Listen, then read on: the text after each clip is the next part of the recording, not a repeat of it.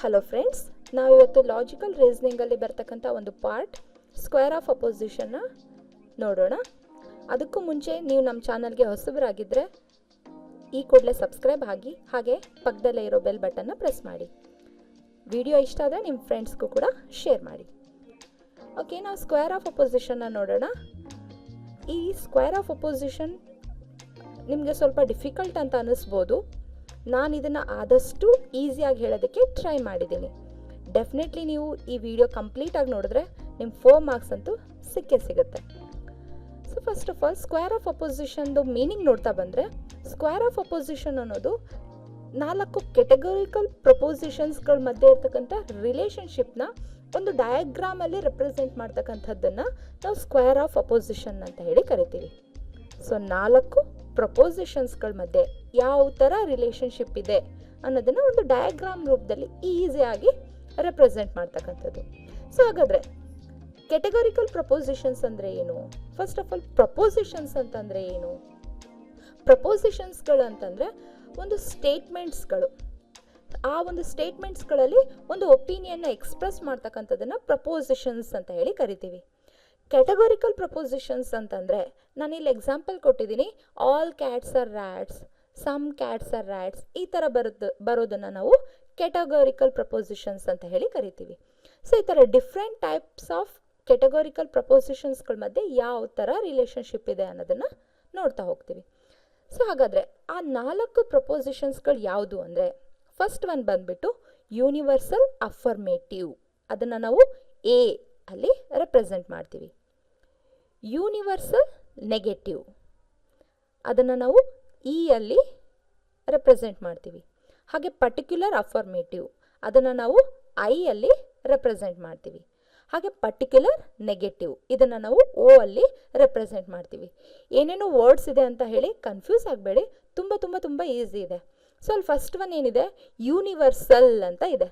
Universal ಅಂತಂದರೆ ಈ ಒಂದು ಪ್ರಪೋಸಿಷನ್ಸ್ಗಳಲ್ಲಿ, ಅಂದರೆ ಈ ಒಂದು ಸ್ಟೇಟ್ಮೆಂಟ್ಸ್ಗಳಲ್ಲಿ ಏನು ಹೇಳ್ತಾ ಇರ್ತಾರೆ ಅಂದರೆ, ಕಂಪ್ಲೀಟ್ ಹೋಲ್ ಡಾಟಾಗಳ ಬಗ್ಗೆ ಹೇಳ್ತಾ ಇರ್ತಾರೆ. ಅಂದರೆ ಇಲ್ಲೆಲ್ಲ ಒಂದು ಯಾವುದೇ ಒಂದು ಪರ್ಟಿಕ್ಯುಲರ್ ಒಂದು ಸ್ವಲ್ಪದ್ರ ಬಗ್ಗೆ ಹೇಳ್ತಾರಲ್ಲ, ಕಂಪ್ಲೀಟಾಗಿ ಹೇಳ್ತಾ ಇರೋದನ್ನು ಯೂನಿವರ್ಸಲ್ ಅಂತ ಹೇಳಿ ಕರಿತೀವಿ. ಆ ಒಂದು ಯೂನಿವರ್ಸ್ ಬಗ್ಗೆ ಪಾಸಿಟಿವ್ ವೇ ಅಲ್ಲಿ ಹೇಳಿದಾಗ ಅದನ್ನು ಯೂನಿವರ್ಸಲ್ ಅಫರ್ಮೇಟಿವ್ ಅಂತ ಹೇಳಿ ಕರಿತೀವಿ. ಹಾಗೆ ಆ ಒಂದು ಯೂನಿವರ್ಸ್ ಬಗ್ಗೆ ನೆಗೆಟಿವ್ ಅಲ್ಲಿ ಹೇಳಿದಾಗ, ಅಂದರೆ ನೋ ಕ್ಯಾಟ್ಸ್ ಆರ್ ರ್ಯಾಟ್ಸ್, ಅಂದರೆ ಯಾವುದೇ ಕ್ಯಾಟ್ಸ್ ಕೂಡ ರ್ಯಾಟ್ಸ್ ಅಲ್ಲ ಅಂತ, ಯಾವುದೂ ಅಲ್ಲ. ಅಲ್ಲೂ ನಾವೇನು ಮಾಡ್ತೀವಿ, ಕಂಪ್ಲೀಟ್ ಯಾವ ಕ್ಯಾಟ್ಸು ಅಂದಾಗ ಹೋಲ್ ಕ್ಯಾಟ್ಸ್ಗಳನ್ನ ತೊಗೊಂಡಿರ್ತೀವಲ್ವಾ. ಸೊ ಆ ಥರ ಹೋಲ್ ತೊಗೊಂಡು ನೆಗೆಟಿವ್ ಅಲ್ಲಿ ಹೇಳಿದಾಗ, ಅಲ್ಲ ಅಂತ ನೆಗೆಟಿವ್ ಅಲ್ಲಿ ಹೇಳಿದಾಗ ಅದು ಯೂನಿವರ್ಸಲ್ ನೆಗೆಟಿವ್ ಆಗುತ್ತೆ. ಸೊ ಹಾಗೆ ಪರ್ಟಿಕ್ಯುಲರ್ ಅಫರ್ಮೇಟಿವ್ ಒಂದು ಫಸ್ಟ್ ಪಾಯಿಂಟ್ ಇದೆ ಅಲ್ವಾ, ನೋಡಿ ಯೂನಿವರ್ಸಲ್ ಅಫರ್ಮೇಟಿವ್ ಅಲ್ಲಿ ಏನು ಹೇಳಿರ್ತೀವಿ, ಹೋಲ್ ಯೂನಿವರ್ಸ್ ಬಗ್ಗೆ ಹೇಳ್ತಾ ಇರ್ತೀವಿ. ನಾವು ಇಲ್ಲೇನು ಮಾಡ್ತೀವಿ, ಆ ಹೋಲ್ ಯೂನಿವರ್ಸ್ ಬಗ್ಗೆ ಹೇಳ್ದೆ ಒಂದು ಪರ್ಟಿಕ್ಯುಲರ್ ಸ್ವಲ್ಪದ್ರ ಬಗ್ಗೆ ಹೇಳ್ತೀವಿ, ಚಿಕ್ಕದ ಟಾಪಿಕ್ ಬಗ್ಗೆ ಹೇಳ್ತೀವಿ. ಸ್ವಲ್ಪ ಕ್ಯಾಟ್ಸ್ಗಳು ರ್ಯಾಟ್ಸ್ಗಳಲ್ಲ, ಎಲ್ಲ ಕ್ಯಾಟ್ಸ್ಗಳ ಬಗ್ಗೆ ಮಾತಾಡಲ್ಲ, ಸ್ವಲ್ಪ ಕ್ಯಾಟ್ಸ್ಗಳು ರ್ಯಾಟ್ಸ್ಗಳಲ್ಲ ಅಂತ ಹೇಳ್ತಕ್ಕಂಥದ್ದು ಪರ್ಟಿಕ್ಯುಲರ್ ಅಫರ್ಮೇಟಿವ್ ಆಗಿರುತ್ತೆ. ಅದನ್ನು ನಾವು ಐ ಅಲ್ಲಿ ರೆಪ್ರೆಸೆಂಟ್ ಮಾಡ್ತೀವಿ. ಹಾಗೆ ಪರ್ಟಿಕ್ಯುಲರ್ ನೆಗೆಟಿವ್. ಸೊ ಇಲ್ಲಿ ಏನು ಮಾಡ್ತೀವಿ, ಪರ್ಟಿಕ್ಯುಲರ್ ಅಂದ ತಕ್ಷಣ ನಮ್ಮ ಮೈಂಡಿಗೆ ಬರಬೇಕು ಅಲ್ಲಿ ನಾವು ಸ್ವಲ್ಪದ್ರ ಬಗ್ಗೆ ಹೇಳ್ತಾ ಇದ್ದೀವಿ ಅಂತ. ನೆಗೆಟಿವ್ ಅಂತ ಬಂದಾಗ ಅಲ್ಲಿ ನಾವು ಅಲ್ಲ ಅಥವಾ ಯಾವುದೋ ಒಂದು ನೆಗೆಟಿವ್ ವರ್ಡ್ಸ್ನ ಯೂಸ್ ಮಾಡ್ತಾ ಇರ್ತೀವಿ. ಪರ್ಟಿಕ್ಯುಲರ್ ನೆಗೆಟಿವ್ ಅಂದರೆ some cats are not rats, ಈ ಥರ ಬರೋದನ್ನು ನಾವು ಪರ್ಟಿಕ್ಯುಲರ್ ನೆಗೆಟಿವ್ ಅಂತ ಹೇಳಿ ಕರಿತೀವಿ. ಅದನ್ನು ನಾವು ಓ ಅಲ್ಲಿ ರೆಪ್ರೆಸೆಂಟ್ ಮಾಡ್ತೀವಿ. ಓಕೆ, ಸೊ ಇದ್ರ ಬಗ್ಗೆ ಇನ್ನೂ ಡೀಟೇಲ್ಸ್ ನೋಡೋಣ.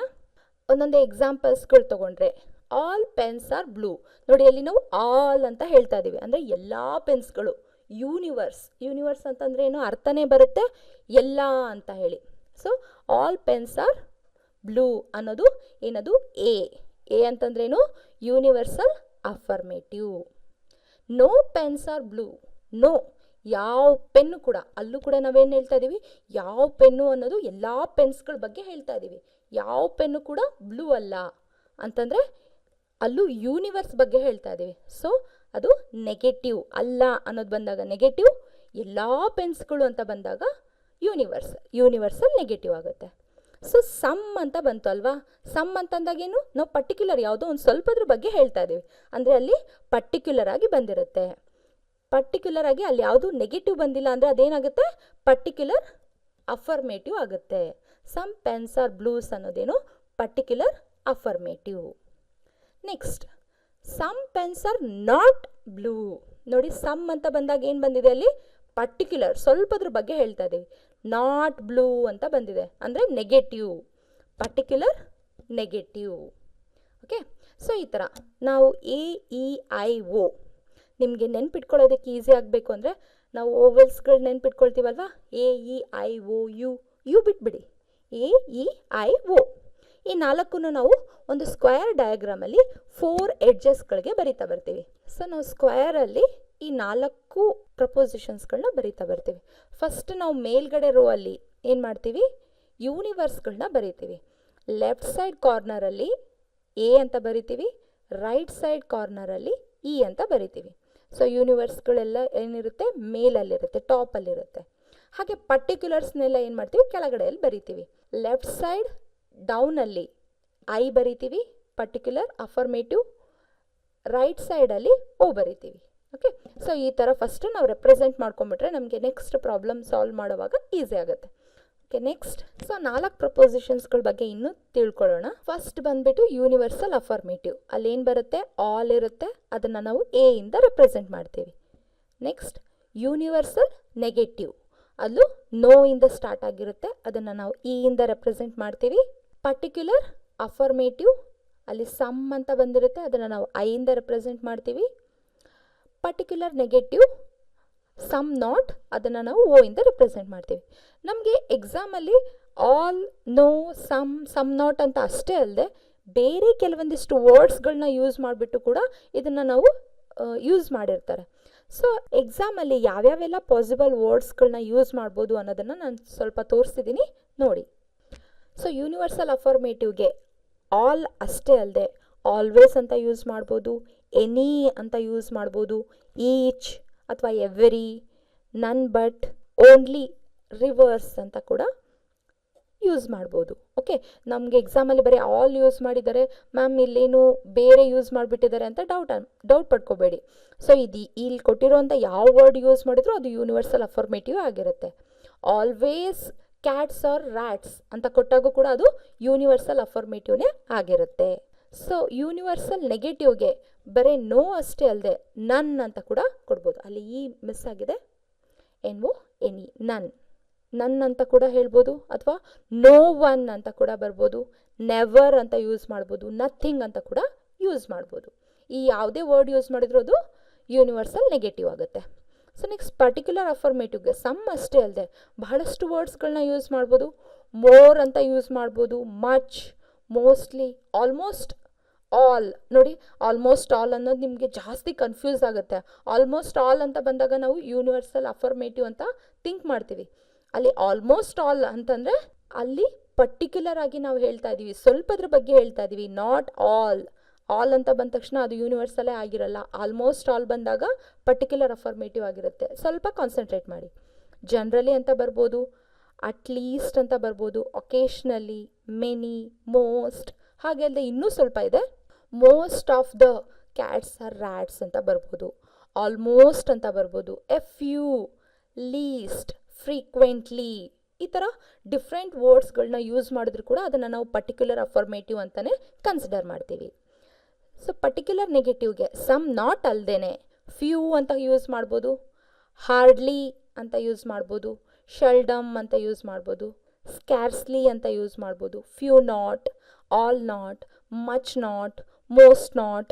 ಸೊ ಈ ಥರ ಈ ಯಾವುದೇ ಯೂಸ್ ಮಾಡಿದ್ರು ಅದನ್ನು ನಾವು ಪರ್ಟಿಕ್ಯುಲರ್ ನೆಗೆಟಿವ್ ಅಂತಲೂ ಕನ್ಸಿಡರ್ ಮಾಡ್ತೀವಿ. ಸೊ ಇದನ್ನು ಇನ್ನು ಎಕ್ಸಾಂಪಲ್ಸ್ ನೋಡ್ತಾ ಹೋದರೆ, ಯೂನಿವರ್ಸಲ್ ಅಫರ್ಮೇಟಿವ್ಗೆ ಆಲ್ ಮ್ಯಾಂಗೋಸ್ ಆರ್ ಫ್ರೂಟ್ಸ್ ಅಂದ ತಕ್ಷಣ ನಿಮಗೆ ಗೊತ್ತಾಗ್ಬಿಡುತ್ತೆ ಆಲ್ ಅಂದಿದೆ ಯೂನಿವರ್ಸ್ ಬಗ್ಗೆ ಹೇಳ್ತಾ ಇದ್ದಾರೆ ಅಂತ. ಸೊ ಆಲ್ ಬಿಟ್ಟು each leaves are green, each leaf ಅಲ್ಲೂ ಹೇಳ್ತಿದ್ದಾರೆ ಪ್ರತಿಯೊಂದು ಲೀಫ್ ಕೂಡ ಗ್ರೀನ್ ಅಂತ. ಈಚ್ ಅಂತ ಬಂದಾಗ ಕೂಡ ಅದೇನಾಗುತ್ತೆ, ಯೂನಿವರ್ಸಲ್ ಅಫರ್ಮೇಟಿವ್ ಆಗಿರುತ್ತೆ. ಎವ್ರಿ ಸ್ಟೂಡೆಂಟ್ ಈಸ್ ಇಂಟೆಲಿಜೆಂಟ್, ನಾನು ಈಗಿನೂ ಹೇಳಿದೆ ಎವ್ರಿ ಅಂತ. ಸೊ ಎವ್ರಿ ಬಂದಾಗೂ ಅದೇನಾಗುತ್ತೆ, ಯೂನಿವರ್ಸಲ್ ಅಫರ್ಮೇಟಿವ್ ಆಗುತ್ತೆ. ಸೊ ನೆಕ್ಸ್ಟ್ ನೋಡೋಣ, ಯೂನಿವರ್ಸಲ್ ನೆಗೆಟಿವ್. ಸೊ ಯೂನಿವರ್ಸಲ್ ನೆಗೆಟಿವ್ಗೆ no mango is fruit. No ಅಷ್ಟೇ ಅಲ್ಲದೆ ನಾವೇನು ಮಾಡ್ಬೋದು, ನನ್ ಸ್ಟೂಡೆಂಟ್ಸ್ ಆರ್ ಲೇಝಿ. ನನ್ ಕೂಡ ಯೂಸ್ ಮಾಡಿರ್ಬೋದು. Never mangoes are round, never ಕೂಡ ಯೂಸ್ ಮಾಡಿದ್ರು ಅದೇನಾಗುತ್ತೆ, ಯೂನಿವರ್ಸಲ್ ನೆಗೆಟಿವ್ ಆಗುತ್ತೆ. ಸೊ ಪರ್ಟಿಕ್ಯುಲರ್ ಅಫರ್ಮೇಟಿವ್ಗೆ some sweets are tasty, some ಅಂತ ಅಷ್ಟೇ ಅಲ್ಲದೆ most fans are speed, most ಅಂತ ಕೂಡ ಯೂಸ್ ಮಾಡಿರ್ಬೋದು. At least some flowers are fragrant, at least ಅಂತ ಯೂಸ್ ಮಾಡಿದ್ರು ಅದು ಪರ್ಟಿಕ್ಯುಲರ್ ಅಫರ್ಮೇಟಿವ್ ಬರುತ್ತೆ. ಪರ್ಟಿಕ್ಯುಲರ್ ನೆಗೆಟಿವ್, ಪರ್ಟಿಕ್ಯುಲರ್ ನೆಗೆಟಿವ್ಗೆ some cats are not rats ಅನ್ನೋದಷ್ಟೇ ಅಲ್ಲದೆ all cats are not dogs ಅನ್ನೋದು ಬರುತ್ತೆ. ನೋಡಿ ಅಲ್ಲಿ ನಮಗೆ all cats are not dogs, all ಅಂತ ಬಂದ ತಕ್ಷಣ ನಮಗೆ ಕನ್ಫ್ಯೂಸ್ ಆಗಿಬಿಡುತ್ತೆ. ನಾವೇನು ಅಂದ್ಕೊಳ್ತೀವಿ, ಯೂನಿವರ್ಸಲ್ ನೆಗೆಟಿವ್, ಅಲ್ಲಿ ನಾಟ್ ಬಂದಿರೋದಕ್ಕೆ ಯೂನಿವರ್ಸಲ್ ನೆಗೆಟಿವ್ ಅಂತ ಅಂದ್ಕೊಳ್ತೀವಿ. No, all cats are not dogs ಅನ್ನೋದೇನದು ಪರ್ಟಿಕ್ಯುಲರ್ ನೆಗೆಟಿವ್. ಓಕೆ, ಸೊ ಅದನ್ನು ಕನ್ಫ್ಯೂಸ್ ಮಾಡ್ಕೋಬೇಡಿ. ಯೂನಿವರ್ಸಲ್ ನೆಗೆಟಿವ್ಗೆ all cats are not, all ಮತ್ತು ನಾಟ್ ಬಂತು ಅಂದರೆ ಅದೇನಾಗುತ್ತೆ, ಪರ್ಟಿಕ್ಯುಲರ್ ನೆಗೆಟಿವ್ ಆಗುತ್ತೆ. Next, the beans are seldom white, seldom ಅನ್ನೋದು ಕೂಡ ಸಮ್ ಹೌ ಅಂತಾನೆ ಬರುತ್ತೆ. ಸೊ ಯಾವುದು ಅಲ್ಲ ಅನ್ನೋದಕ್ಕೆ ಯೂಸ್ ಮಾಡ್ತೀವಿ. ಸೊ ಈ ಶೆಲ್ಡಮ್ ಅಂತ ಯೂಸ್ ಮಾಡಿದ್ರು ಕೂಡ ಅದು ಪರ್ಟಿಕ್ಯುಲರ್ ನೆಗೆಟಿವ್ ಆಗಿರುತ್ತೆ.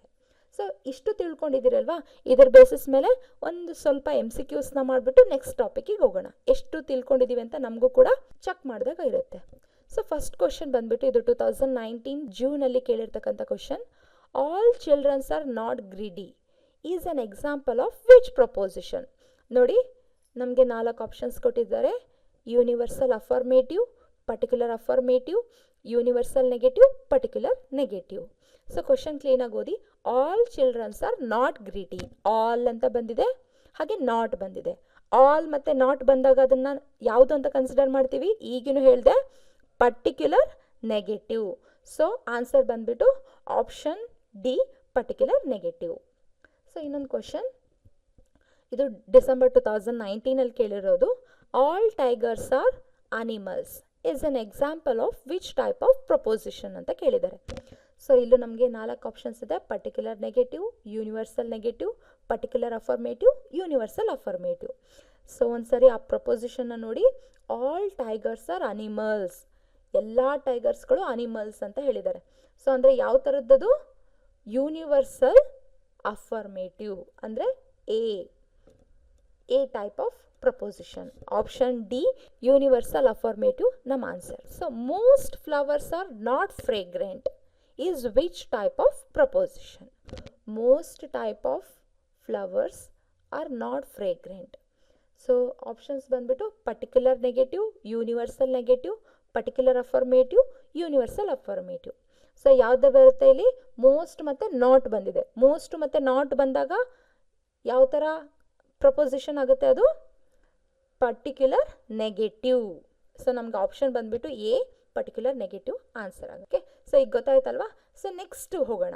ನಾನು ಸ್ಕ್ವೇರ್ ಆಫ್ ಅಪೋಸಿಷನ್ಸ್ ಹೇಳುವಾಗ ಹೇಳಿದ್ದೆ ಪ್ರಪೋಸಿಷನ್ಸ್ಗಳ ಮಧ್ಯೆ ಯಾವ ಥರ ರಿಲೇಷನ್ಶಿಪ್ ಇದೆ ಅನ್ನೋದನ್ನು ಹೇಳ್ತಕ್ಕಂಥದ್ದು. ಸೊ ರಿಲೇಷನ್ಶಿಪ್ಪಲ್ಲಿ ನಾವೇನು ಮಾಡ್ತೀವಿ, 2 ಐಟಮ್ಸ್ಗಳನ್ನ ತೊಗೊಳ್ತೀವಲ್ವಾ. ಫಸ್ಟ್ ರಿಲೇಷನ್ಶಿಪ್ ಬಂದ್ಬಿಟ್ಟು ಕಾಂಟ್ರಾಡಿಕ್ಟರೀಸ್. ಕಾಂಟ್ರಾಡಿಕ್ಟರೀಸ್ ಅಂದ ತಕ್ಷಣ ನಿಮ್ಮ ಮೈಂಡಿಗೆ ಏನು ಬರಬೇಕು, ಒಂದು ಪಿಕ್ಚರ್ ಡ್ರಾ ಮಾಡ್ಕೊಂಬಿಡಿ. ಸೊ ನಾವು ಪಿಕ್ಚರ್ ಡ್ರಾ ಮಾಡ್ಕೊಂಡಿದ್ರೆ ನಮಗೆ ಮೈಂಡಲ್ಲಿ ಚೆನ್ನಾಗಿ ಕೂರುತ್ತೆ. ಕಾಂಟ್ರಾಡಿಕ್ಟರೀಸ್ ಅಂದ ತಕ್ಷಣ ನಮಗೆ ಎಕ್ಸ್ ನೆನಪಾಗಬೇಕು. ಯಾಕೆ ಅಂತಂದರೆ ಕಾಂಟ್ರಾಡಿಕ್ಟರೀಸ್ ಅನ್ನೋದು ಎಕ್ಸ್ ವೇಯಲ್ಲಿ ಬರ್ತಕ್ಕಂಥ ಪ್ರಪೋಸಿಷನ್ಸ್ಗಳ ಮಧ್ಯೆ ರಿಲೇಷನ್ಶಿಪ್ನ ತೋರಿಸುತ್ತೆ. ಎ ಹಾಗೆ ಓ, ಎ ಮತ್ತು ಓ ಕ್ರಾಸಲ್ಲಿದೆ ಅಲ್ವಾ, ಎ ಮತ್ತು ಓ ಇವೆರಡರ ಮಧ್ಯೆ ರಿಲೇಷನ್ಶಿಪ್ ಆಗಿರ್ಬೋದು, ಅಥವಾ ಇ ಮತ್ತು ಐ, ಇ ಮತ್ತು ಐ ಇವೆರಡರ ಮಧ್ಯೆ ಇರ್ತಕ್ಕಂಥ ರಿಲೇಷನ್ಶಿಪ್ನ ನಾವು ಹೇಳೋದನ್ನು ಕಾಂಟ್ರಾಡಿಕ್ಟರೀಸ್ ಅಂತ ಹೇಳಿ ಕರಿತೀವಿ. ಎ ಓ ಅಥವಾ E I, A O E I X ಶೇಪಲ್ಲಿ ಬರುತ್ತೆ.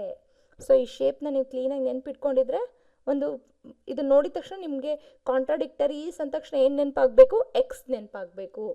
ಸೊ ಎಕ್ಸ್ದು ಪಿಕ್ಚರ್ ನೆನಪಾಗ್ಬಿಟ್ರೆ ನಿಮ್ಗೆ ಗೊತ್ತಾಗ್ಬಿಡುತ್ತೆ ಎ ಓ ಇ ಐ ಮಧ್ಯೆ ಇರ್ತಕ್ಕಂಥ ರಿಲೇಷನ್ಶಿಪ್ ಅಂತ.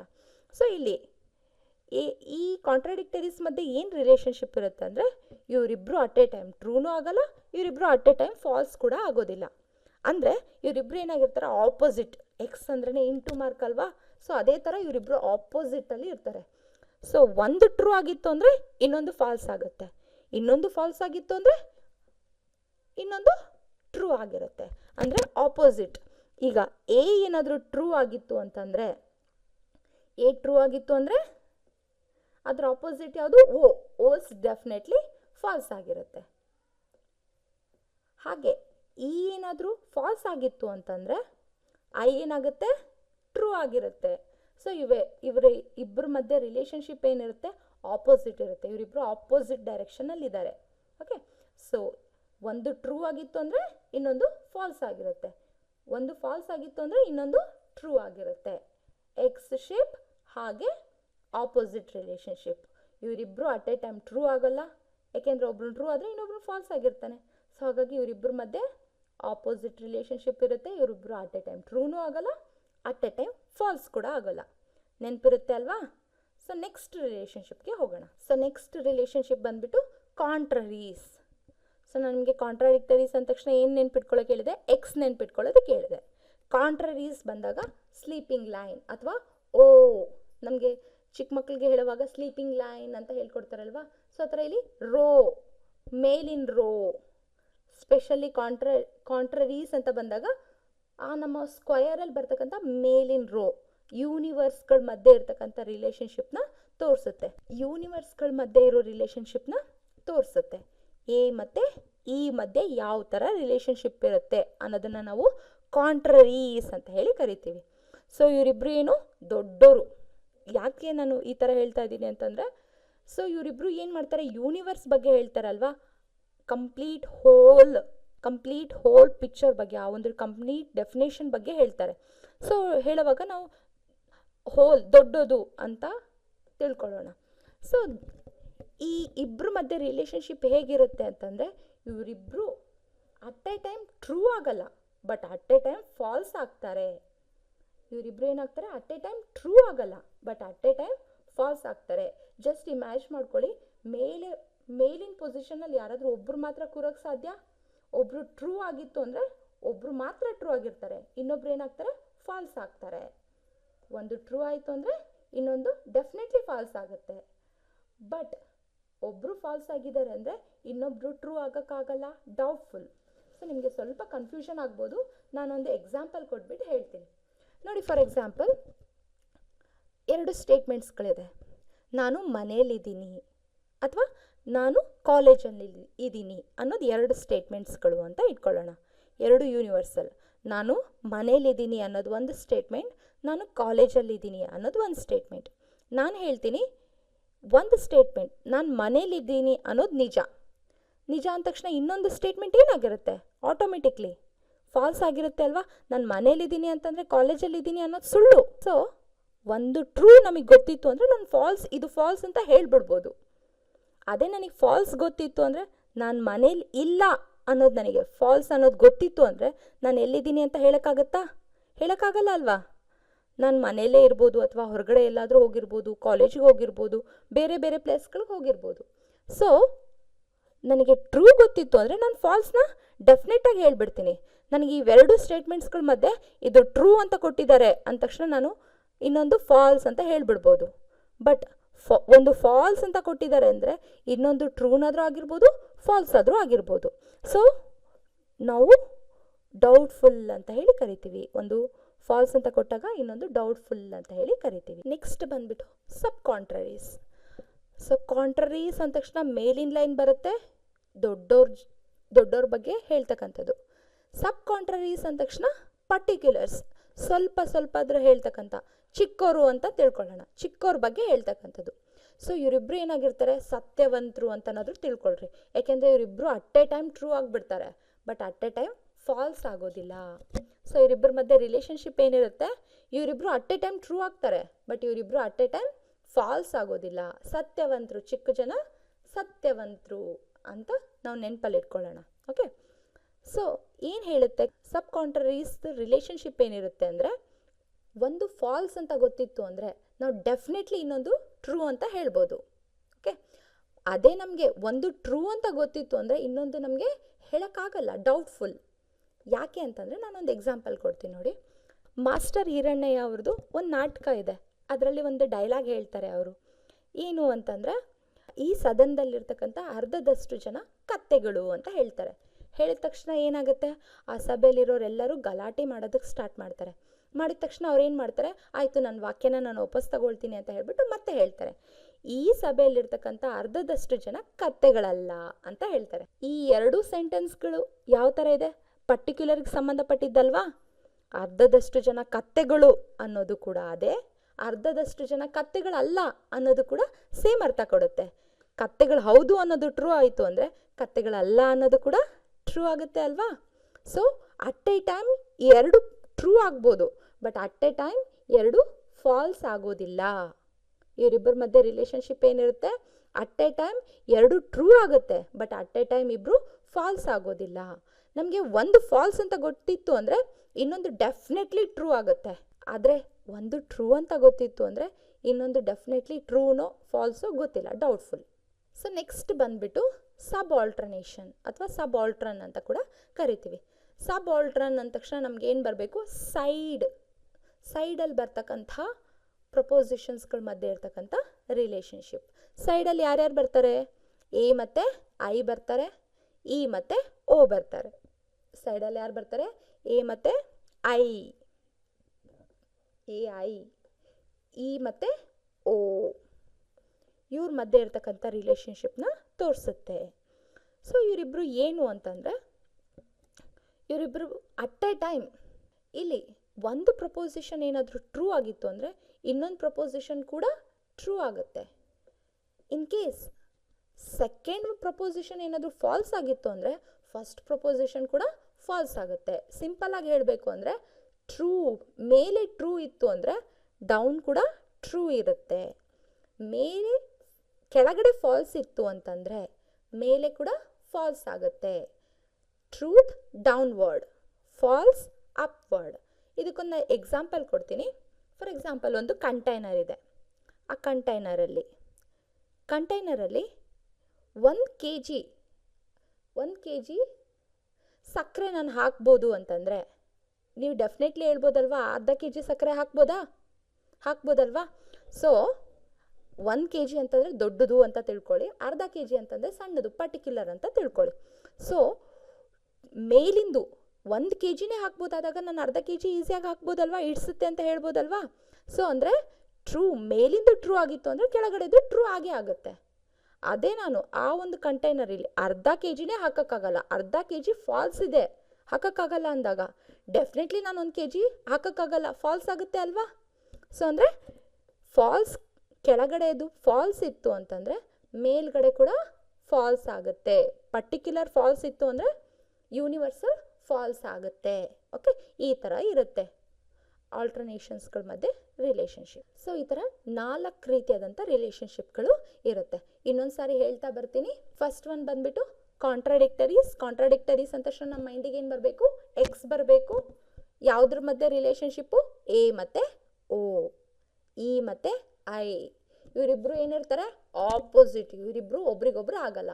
ಒಬ್ರು ಒಂದು ಮೂಲೆ ಅಂದರೆ ಇನ್ನೊಬ್ರು ಇನ್ನೊಂದು ಮೂಲೆ ಅಂತಾರೆ. ಒಬ್ರು ಟ್ರೂ ಆಗಿದ್ರೆ ಇನ್ನೊಬ್ರು ಫಾಲ್ಸ್ ಆಗ್ತಾರೆ. ಓಕೆ, ಸೊ ನೆಕ್ಸ್ಟ್ ಬಂದ್ಬಿಟ್ಟು ಕಾಂಟ್ರರೀಸ್ ಅಂತಂದ್ರೆ ಏನು, ಯೂನಿವರ್ಸ್ಗಳ ಮಧ್ಯೆ ಇರುವಂಥ ರಿಲೇಷನ್ಶಿಪ್. ಮೇಲಿನ ಲೈನ್, ಮೇಲಿನ ರೋ. ಇವರಿಬ್ರು ಹೇಗಿರ್ತಾರೆ, ಇವರಿಬ್ರು ಅಟ್ ಎ ಟೈಮ್ ಫಾಲ್ಸ್ ಆಗ್ಬೋದು, but at a time true ಆಗೋಕ್ಕಾಗಲ್ಲ. ನಾವು ಮೈಂಡಲ್ಲಿ ಏನು ಇಟ್ಕೋಬೋದು, ಒಂದೇ ಒಂದು ಟ್ರೂದು ಚೇರ್ ಇದೆ, ಆ ಚೇರಲ್ಲಿ ಯಾರಾದರೂ ಒಬ್ಬರು ಮಾತ್ರ ಕೂತ್ಕೊಳ್ಳೋದಕ್ಕೆ ಸಾಧ್ಯ. ಓಕೆ, ಆ ಥರನೂ ನೆನ್ಪಿಟ್ಕೊಳ್ಳಿ. ಸೊ ಒಂದು ಟ್ರೂ ಆದರೆ ಇನ್ನೊಂದು ಡೆಫಿನೆಟ್ಲಿ ಫಾಲ್ಸ್ ಆಗುತ್ತೆ, ಬಟ್ ನಾವು ಫಾಲ್ಸಿಂದ ಟ್ರೂ ಕಡೆ ಬರೋಕ್ಕಾಗಲ್ಲ. ನಾನು ಹೇಳಿದ್ದಲ್ವ, ಮನೆ, ಕಾಲೇಜ್ ನೆನಪಿದೆ ಅಲ್ವಾ, ಅದನ್ನು ನೆನ್ಪಿಟ್ಕೊಳ್ಳಿ. ನೆಕ್ಸ್ಟ್ ಸಬ್ ಕಾಂಟ್ರರೀಸ್ ಅಂದರೆ ಪರ್ಟಿಕ್ಯುಲರ್ಗಳ ಮಧ್ಯೆ ಹೇಳ್ತಕ್ಕಂಥದ್ದು. ಸೊ ಪರ್ಟಿಕ್ಯುಲರ್ಸ್ಗಳ ಮಧ್ಯೆ ರಿಲೇಷನ್ಶಿಪ್ ಹೇಗಿರುತ್ತೆ, ಇಬ್ಬರು ನಿಜವಾದ ಸತ್ಯವಂತರು, ಇಬ್ಬರು ಅಟ್ ಎ ಟೈಮಲ್ಲಿ ಟ್ರೂ ಆಗ್ಬೋದು, ಬಟ್ ಇಬ್ಬರು ಅಟ್ ಎ ಟೈಮಲ್ಲಿ ಫಾಲ್ಸ್ ಆಗೋದಕ್ಕೆ ಸಾಧ್ಯ ಇಲ್ಲ. ಸೊ ಒಂದು ಫಾಲ್ಸ್ ಇತ್ತು ಅಂದರೆ ಡೆಫಿನೆಟ್ಲಿ ಇನ್ನೊಂದು ಟ್ರೂ ಅಂತ ಹೇಳ್ಬೋದು, ಬಟ್ ಟ್ರೂ ಇಂದ ನಮಗೆ ಫಾಲ್ಸ್ ಕಡೆ ಬರೋದಕ್ಕೆ ಆಗೋದಿಲ್ಲ. ಓಕೆ, ಡೌಟ್ಫುಲ್ ಆಗಿರುತ್ತೆ. ನೆಕ್ಸ್ಟ್ ಸಬ್ ಆಲ್ಟ್ರನ್ ಏನು, ಸೈಡ್ ಇರ್ತಕ್ಕಂಥ ರಿಲೇಷನ್ಶಿಪ್ನ ತೋರಿಸ್ತಕ್ಕಂಥದ್ದು. A E O. ಇಲ್ಲೇನಾಗುತ್ತೆ, ಮೇಲಿನವರು ಟ್ರೂ ಆಗಿತ್ತು ಅಂದರೆ ಕೆಳಗಿನವರು ಟ್ರೂ ಆಗೇ ಇರ್ತಾರೆ, ಕೆಳಗಿನವರೇ ಫಾಲ್ಸ್ ಆಗಿತ್ತು ಅಂದರೆ ಮೇಲಿನವರು ಡೆಫಿನೆಟ್ಲಿ ಫಾಲ್ಸ್ ಆಗಿರ್ತಾರೆ.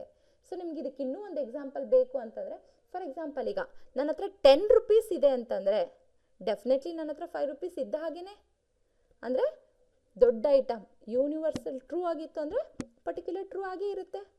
ಇನ್ ಕೇಸ್ ನನ್ನ ಹತ್ರ 5 ರುಪೀಸೇ ಇಲ್ಲ ಅಂತಂದರೆ ನನ್ನ ಹತ್ರ 10 ರುಪೀಸ್ ಇದೆ ಇರುತ್ತಾ?